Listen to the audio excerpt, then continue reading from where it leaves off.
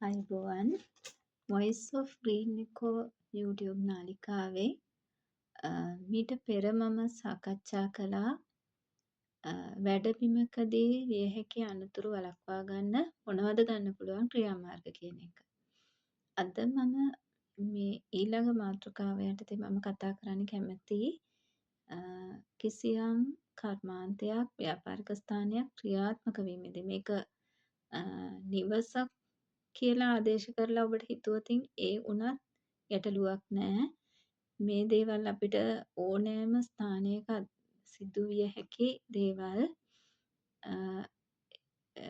ඒ ව්‍යාපාරික ස්ථානයක හෝ කර්මාන්තයක ඒක ක්‍රියාත්මක අවධියේ නිවසක් නම් පරිහරණය කරන කාලේ වෙන්න පුළුවන් අනතුරු අඩු වැඩි වශයෙන් මේ සාපේක්ෂව නිවාසවල අනතුරු අඩුයි. කර්මාන්ත ස්ථාන සහ ව්‍යාපාරික ස්ථාන කියන්නේ බහුලව පිරිස ගැවසෙන ස්ථාන සහ විවිධ අමුද්‍රව්‍ය විවිධ උපකරණ බහුලව පරිහරණය කරන ස්ථාන අවදානමින් වැඩි නිවාසයකට වඩා. නමුත් අපි නිවාසයක වුණත් විය හැකි අවදානම ගැන අවධානය මූලිකව යොමු කරලා పూర్වයේ සූදානමක් වීම ගැටලුවක් නෙමෙයි.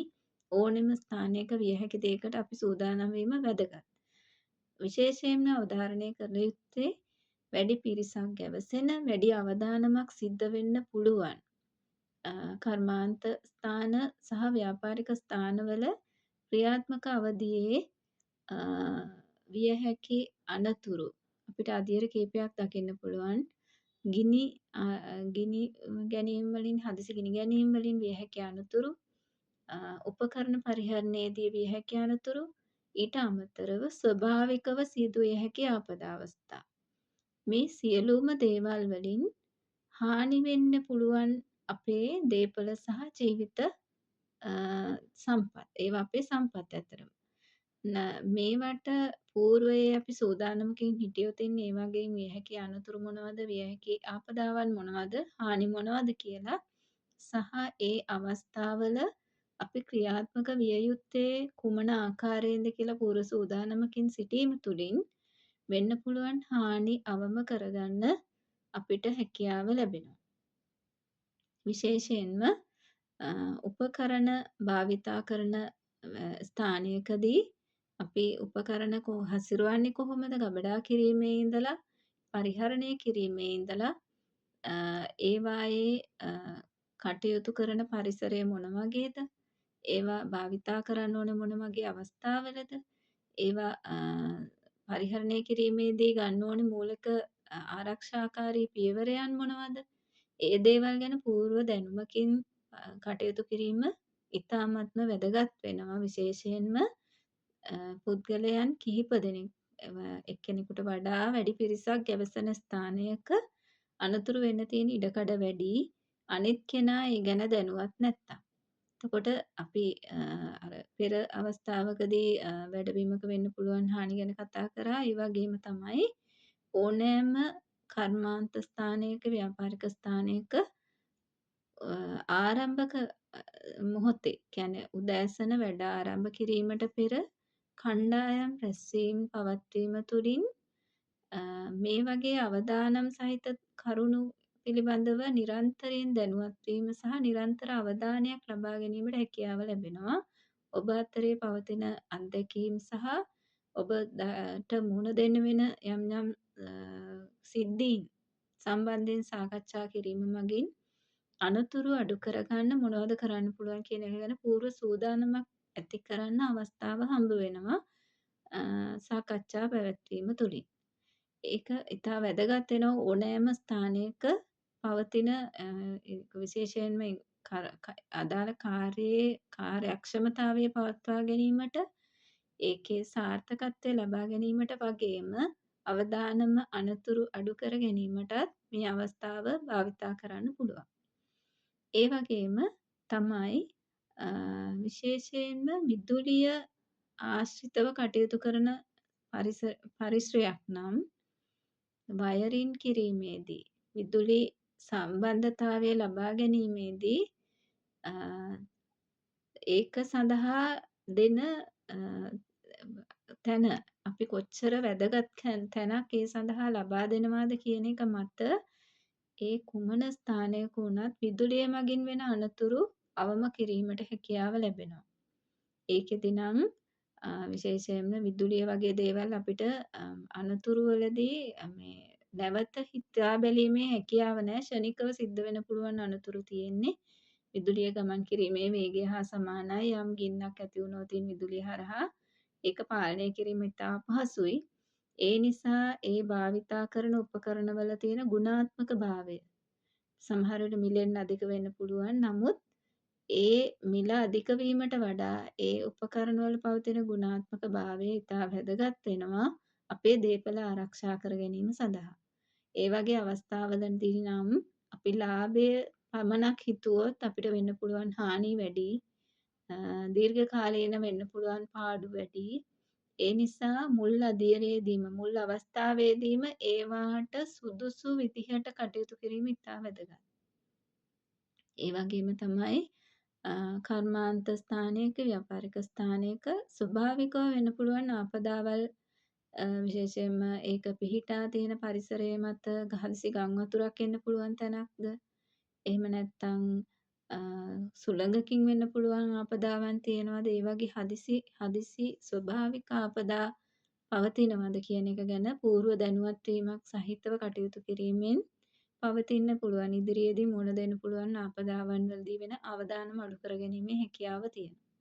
ඊට අමතරව මම වැඩි අවධාරණයකින් සාකච්ඡා කරන්න කැමතියි ගිනි අනතුරු කියන එක. අපි ගිනි අනතුරු කියන එක ඉතා මෑතක පහුගිය දින කිහිපය ඇතුළත විශාල වශයෙන් ගිනි අනතුරු අපි දැක්කා. ගිනි ගැනීම නිසා වුණු දේපල හානි සමහර අවස්ථාවල ජීවිත හානි සිද්ධ වුණා. ඉතා මෑතක මම මේ වීඩියෝ කරන අද දවසේ යම්කිසි ව්‍යාපාරික ස්ථානයක් ඒක ප්ලාස්ටික් උපකරණ අලෙවි කරන අලෙවිහැලක් ගිනි ගැනීම නිසා කඩ කාමර කීපයක්ම ගිනි ගැනීම සිද්ධ වුණා කියන එක අපිට අහන්න ලැබුණා.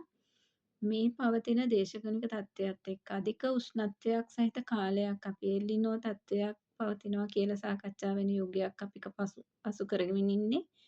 මේ අධික උෂ්ණත්වය සූර්ය තාපය පාලනය කර ගැනීමට නොහැකි තරම් අපිට දරා ගැනීමට නොහැකි තරම් අධික උෂ්ණත්වයක් ලැබෙන කාලයක් මේක. සහ සුළඟේ පවතින යම් බලපෑමක් නිසා ගිනි අනතුරු ගොඩක් වාර්තා වෙනවා. ඒ හැම ගිනි අනතුරකම එකේ තියෙන ආපදාව සහ හානිය අවම කරන්න අපි මොනවද අරන් තියෙන ක්‍රියාමාර්ග.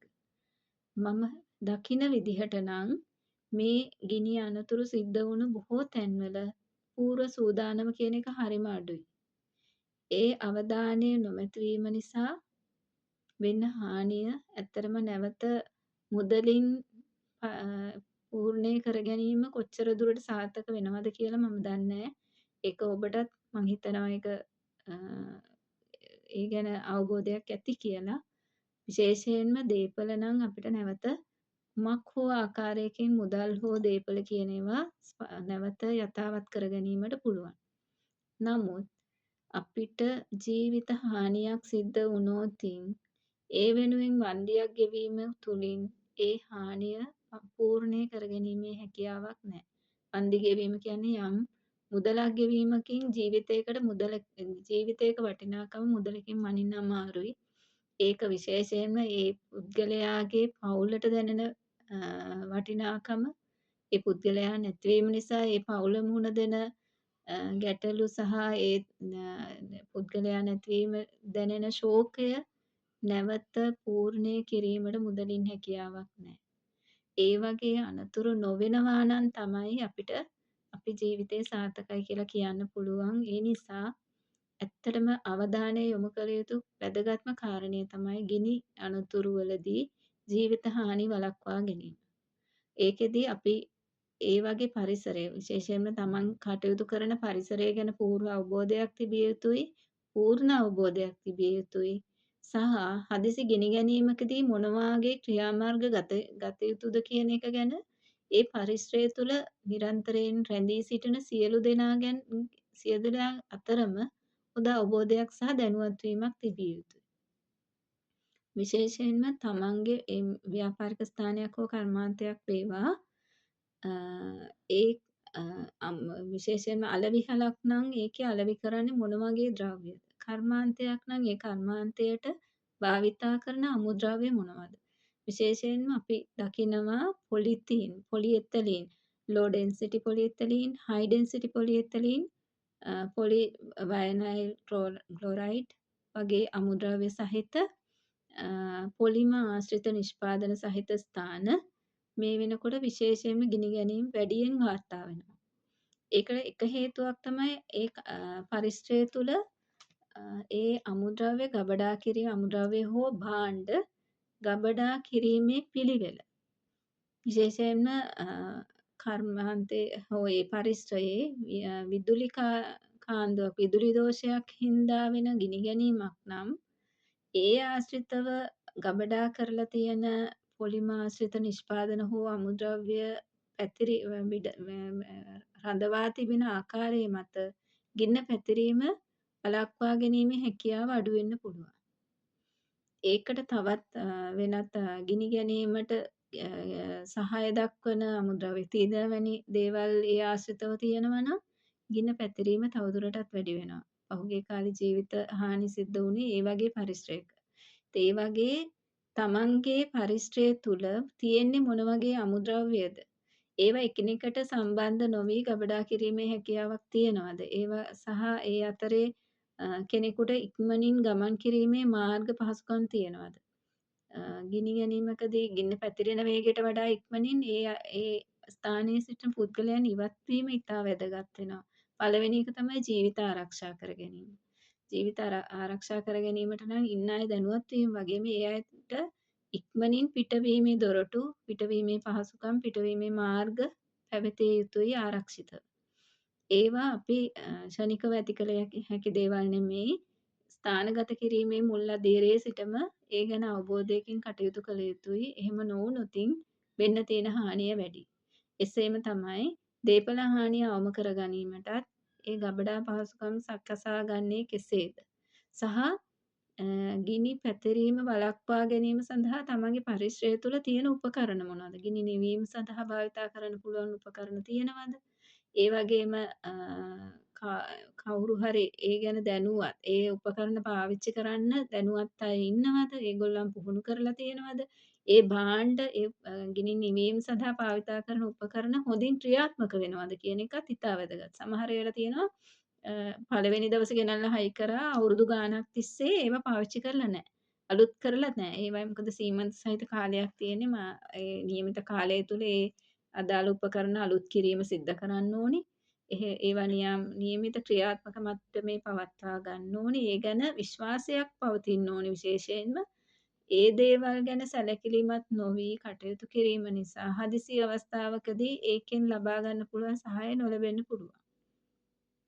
ඒ වගේම තමයි ඒ පරිසරයේ රැඳී සිටින අයව පුහුණු කිරීමත් ඉතා වැදගත් වෙනවා. හදිසි මේ වගේ විශේෂයෙන්ම ගින්නක් වගේ දෙයකදී අපිට කාලය නැහැ. ඉතා අඩු කාලයකදී ඉක්මනින් පියවර ගැනීම ඉතා වැදගත් වෙනවා.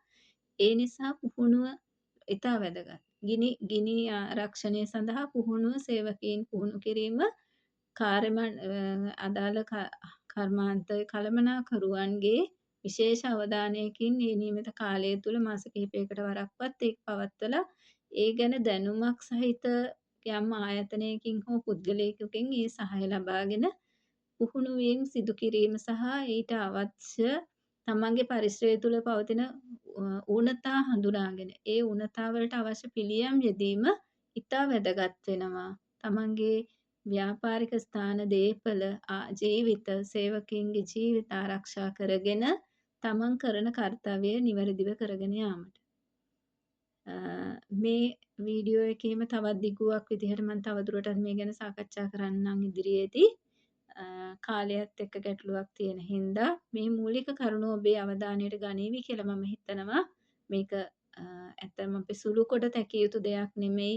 ඉතාම වැදගත් වෙනවා. අපි නිරන්තරයෙන් මේක නිවසක වුණත් අපි අවබෝධයෙන් කටයුතු කිරීම තුළින් වෙන්න පුළුවන් හානියක් වළක්වා ගැනීමේ හැකියාව ලැබෙන්න පුළුවන්. ඒ නිසා මේ ගැන විශේෂයෙන්ම අවධානයෙන් කටයුතු කරන්න කියලා මම ඔබෙන් ඉල්ලනවා. ස්තුතියි.